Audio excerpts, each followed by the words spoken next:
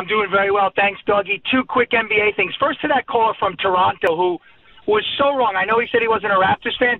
You can't compare the Raptors in Cleveland to what the Knicks and Pacers did with the Bulls for a couple of reasons.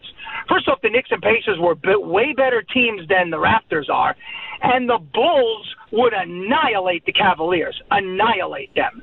And the second thing is, the Knicks and Pacers made Michael Jordan sweat and work to win every game.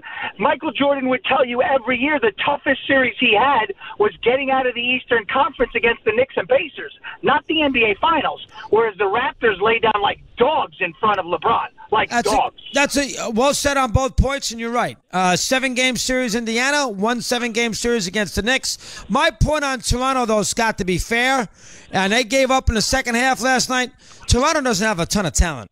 DeRozan is no better than the 30th best player in the NBA. He's not. No, they need to break that team. They need to break that team up because the Celtics are going to be better next year. The Bucks are going to be better. The Sixers are going to be better. The Raptors may be no better than 4th or 5th. And if LeBron's still in the Eastern Conference, they're going to quake in their boots. And then to their last caller, Chris, boy, I mean, I know you're making a big deal about Fizdale, but around the country, the Knicks are irrelevant. And for that guy to say that Madison Square Garden's the mecca of basketball, Boston Garden and the LA Forum have way more NBA championship history than Madison Square Garden. You would put them both ahead of Madison Square Garden when it comes to the NBA. It's not even close. Yeah, the Knick people and New Yorkers in general, and good call, they way overrate the mystique of Madison Square Garden. They always have. They always will.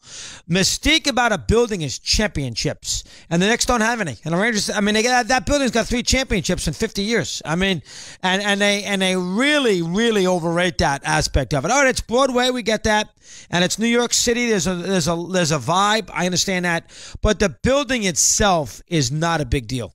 Not to me as a fan. I mean, it's a nice building. They did a nice job of redecorating it, but I don't look at Madison Square Garden as this, as Scotty just said. And the people who run the Knicks and the Knick fan and the people who spend all that money, they seem to think that I'll ask him this way. Would they rather see garbage in the Garden, or would they rather see greatness at the Oracle? Which one? Howard in Rochester, New York. Howard, good afternoon. Hey, how are you today? Hey, Chris, look at some of the heists the Yankees pulled off. Mickey Rivers, Rick Russell, Greg Nettles, Chris Chambliss. Right. They got those guys for like nothing. The Cleveland Indians gave the Yankees like that pennant that year, and guess what?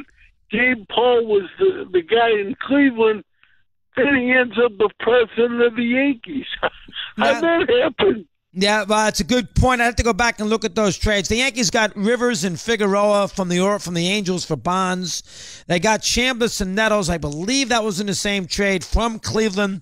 I think they gave up Charlie Spikes. I'd have to go back and look else who they gave up, a big prospect. But yes, the Yankees made lots of good trades, and those are 2 of them. And plus, they got Willie Randolph from the Pirates for Doc Medich. Which was a very good trade too. Dave in Manhattan, Mad Dog Unleashed. Dave, good afternoon. How are you today, pal? Hey, Doggy, how you doing? All right, Dave. Thank you. What's up?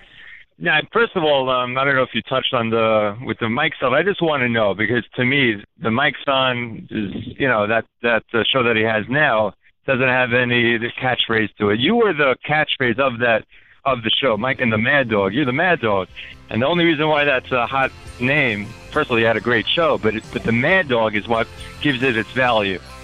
First of all, I want to get your take on that. Well, what do you want me to say? Thank you for the call, number one. I don't know how to handle that. I mean, I think, Mike and the Mad Dog was an important trademark. It was a big name. I think you can't have one without the other.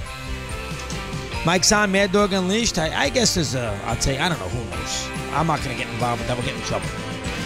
Colin Schmeling, Eddie Erickson. Tomorrow, 3 o'clock, same bat time, same bat channel. Right back at